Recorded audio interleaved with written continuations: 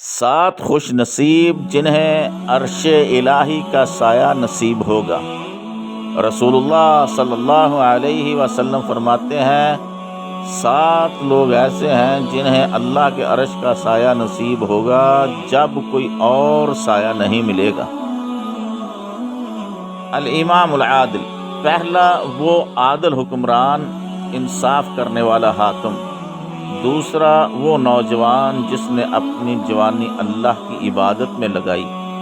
تیسرا وہ آدمی جس کا دل ہمیشہ مسجد کی طرف لگا رہتا ہے۔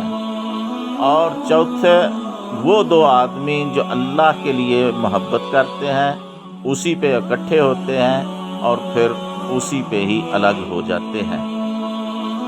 5واں وہ آدمی جسے ایک خوبصورت اور اونچے منصب والی عورت گناہ کی دعوت دیتی ہے لیکن یہ کہہ کے دور ہو جاتا ہے انی اخاف اللہ، میں اللہ سے ڈرتا ہوں۔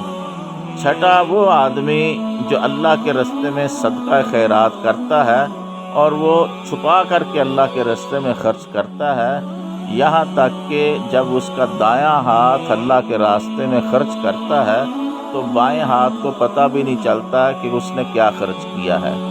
7واں اور آخری وہ آدمی ہے جو تنہائی میں اللہ تعالیٰ کو یاد کرتا ہے اور اس کی آنکھوں سے آنسو نکل آتے ہیں۔